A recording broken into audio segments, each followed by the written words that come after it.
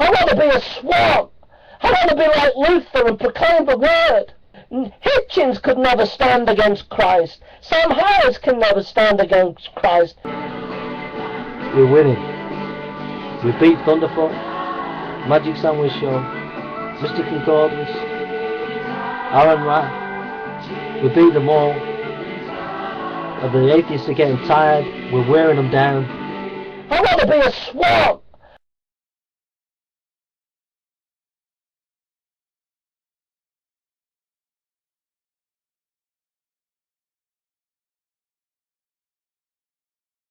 Point of view, yours is a limited epistemology. That's how we would see it. A limited epistemology? Yeah. Okay, I see. So by what means would you extend or augment my epistemology? I think the way he would do that is, I think for him, his epistemology would be, first of all, that there is order within the universe, and that... No, that's an observation. That's not an epistemological point. Well, that would be his foundation, though.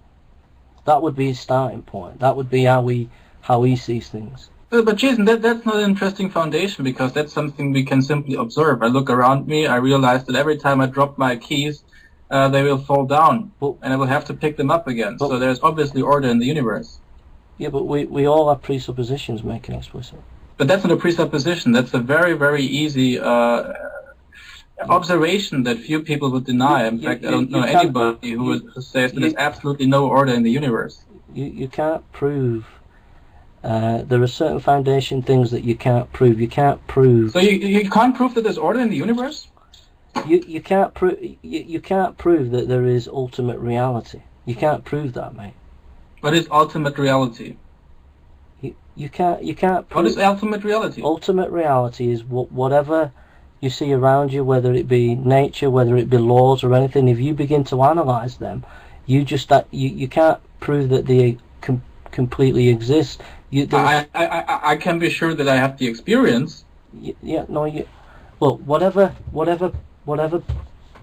All I'm trying to posit here is that whatever position that you take, there's always going to be some presuppositions behind them that you can't prove. So far, we haven't established any of them. It's just so obvious. You can take any aspect. You take your hand. Look at your hand. Analyze what your hand's made of. Go to the very structure of your hand, the very minutiae detail of what your hand's made, and then eventually you come to an end of the reality of what your hand's made of. You come to. And where's the presupposition in that? So the presupposition is that reality is there.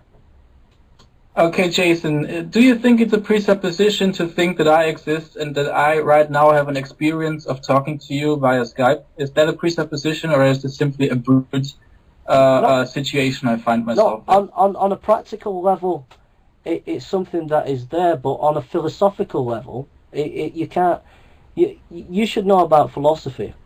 Okay, could I be wrong about the fact that I exist? Could you be wrong? About the fact that I exist? From my presupposition, no. From your presupposition, yeah. From really? I could be wrong about my existence? Yeah, because you don't know if there's another world out there, and this world is a fictional one, and there's another real world. But I still experience this world. Haven't you read Descartes? Yeah, but it could be a fictional experience. How do you know that it's not? So what? I have a fictional experience then. Yeah, I still have an experience, even though it's fictional. Listen, we're moving away from the point. The point is, for the Apostle Paul, that he had certain presuppositions. That's all I'm saying. He had a presupposition. Yeah. But you must agree then that you haven't been able to point out to me any presupposition that I might have. No, I have. I've made it quite clear. Which one? Please tell me. I've just told. It's so basic to philosophy, mate. You should know. Yeah. Actually, I think the problem is that I know better than you, Jason, because I actually studied philosophy at university, and I'm not impressed by these arguments. I think that's sophomoric, really. Well, I'm sorry, but It's so basic. The basic fact is the basic fact is that reality cannot be proven. There are certain things you cannot prove. There are certain when you okay, Jason, if you have an experience, then that's a brute fact about your existence that cannot be denied, and then that you cannot be wrong about. No,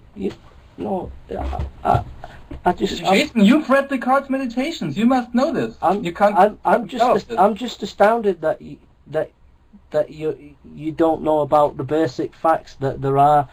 I know about the facts better than you. That's why. Okay, well, you're the master thinker, but at the end of the day, you should know that there are basic facts about reality that you just can't prove, that we just accept. You should know that by now. The basic fact, for example, in the scientific. Well, I'm just sharing with you that in the scientific method, when you're using reason and when you're using logic, when you're investigating nature, you're presuming certain things. There's certain things.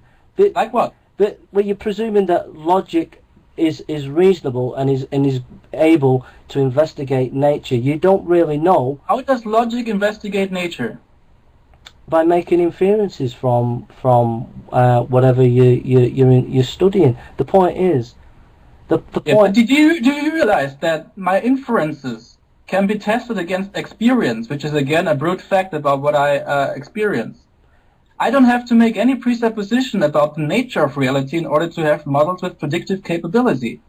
No, I don't think you understand the fact that if you use the Socratic method and you begin to ask questions about reality, right? When you ask questions about reality and you go to the deepest actual aspects of reality, which would be your existence, right? No, listen, make it explicit. This is basic and this is important. You come to an end and you just have to assume. Sorry, but the fact that I come to an continuing. end does not show that I have a presupposition. Yes, it does. You have a presupposition that reality is there when you don't really know, because the foundation of reality. There are two possibilities. No, either reality is whatever exists. Then it's not a presupposition because I know that I exist. I can't deny that I exist. No, or you define reality as everything I assert beyond that, and that I don't have to. Even Pascal said there are certain things that you can't prove. You can't prove. That's no argument from authority. Sorry. No, I'm just showing that I'm not. You're making that as if I don't know what I'm talking about. I'm just using Pascal. I'm not using it as an argument. I'm just using Pascal to show you that someone of intelligence has spotted the same thing as me. People have seen it the same. So then it can't be intelligent because it doesn't agree with me. I'm sorry. That was just a joke. That's your position. But someone, for me, there are certain things that you can't prove. Even people. That I agree with. Sorry, but that's a different question. There are certain things you cannot prove. Yeah, even atheists have said this. So I think you're just arguing out of your hat there, bro. No. You just said there are things we can't prove. Agreed, but we're talking about presuppositions. Thus far, you have not demonstrated that I have a presupposition. You have a presupposition. I've just told you that reality is there. You can't look. Right. So you would seriously say that the assertion that I exist is a presupposition? Really? Just listen. Listen now. Listen. All right. Are you listening? Mm-hmm. What's on your table? What's in front of you? Your face on Block TV. Right. Look at my nose. Yeah. What's my nose made of? I have no idea. Probably skin and bone. What's the skin and bone made of? Probably molecules. Do you think there's a presupposition? Right. No, listen. What's the molecules made of? Probably quarks. What's the quarks made of? Why do you think they have to be made of anything? What's the quarks made of? Why do you think they have to be made of anything? What is the quarks made of? Come on. Why do you think? You see. Once no, it's not silly. Hey, no. You've lost it. No, make it explicit. You've lost this argument. Yes, you have. You've lost this one. What's the quarks made of? Can I explain to you why this is a silly argument that doesn't go anywhere? No, it's not a silly argument. What's the quarks made of?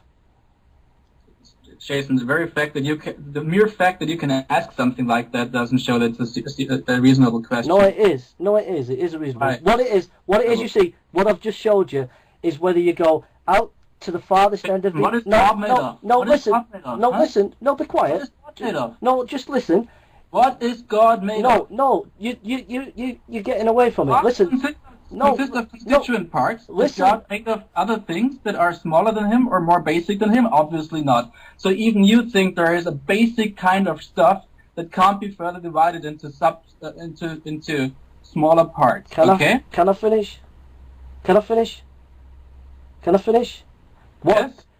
The point I'm making is when you go to the very minutiae of reality, quarks and beyond, you come to a full stop. In other words, we don't... Presupposition in that? Yeah, because we don't know. Simple as. So we're getting back, you're confusing the statement that we don't know everything with the statement that I have a presupposition on my shoulders. Sorry, not the same thing? No, I never said that. You're twisting it. No, I didn't. You're trying to tell me that I have a presupposition that you haven't been able to establish within the last 10 minutes. I'm sorry, that's not very successful. Well, I'm sorry, because you should know it's so basic that when you look at reality... Demonstrate it. If it's so basic, then demonstrate it. Well, we just demonstrated it with the quarks. You can't go... There are certain... Where's my presupposition when we talk about the quarks? No, listen, it's so simple. I don't want to be arguing about this all the time. It's getting a bit lengthy. It basically... whatever part of reality you take... You analyse it, you come to an end. And because reality comes to an end, it means when you are using a reason, when you are using experience, etc., you don't know what it is based on. Because you come to the end of reality. You don't know what it's based on. So it's a presupposition. In this case, that's actually not the point, because we must accept that there is a foundational endpoint in our investigation. Listen, I'm sorry, it's so basic. Just leave it now. Forget it. If it's so basic, why can't you demonstrate it? Because I've just demonstrated it, and you can't see. What? You just said, we don't know everything, and we can't know what quarks are made of, and there's an endpoint in our investigation. But what you initially wanted to prove is that there is a presupposition that atheists share, and you've done nothing of the sort. I mean, if you're such a strong philosophical master of argumentation, I'm sorry. No, I have. I'm sorry, Pascal did the same. I'm doing the same. Well, maybe Pascal was wrong. Well, Pascal wasn't wrong. Pascal was right, and I'm right. Pascal was a moron, actually. I'm sorry. I don't respect him as a thinker whatsoever. Okay. Well, I think we'll leave it there. We've done 2 hours, mate. We've done 2 hours. There's no point in going on with these kind of arguments. I'm just trying to share with you the Christian faith and what the Christian faith is based on, and I can't even get to that if you're going to be arguing about things like that and simple things like that. But I think you must be careful in making arguments of this kind, because you obviously think that God can be further divided into subparts, right? No, I'm not getting into it, mate. Listen, okay? I respect atheism. No, sorry, but watching your videos over the past couple of weeks, you obviously don't respect atheism. I respect atheism. I don't respect hardcore atheism. I'm a hardcore atheist, Jason, according to your definition. Yes. Partly. You're kind of in the middle. Okay, we'll have to leave it there. We can't achieve anything more. I don't see what it's going to get, where it's getting anymore. Okay. I wanted to share about the Muslim scholar, and then I wanted to go on to euthanasiaism and stuff like that, but we've got bogged down on epistemology, so alright, I think we'll leave it there, okay?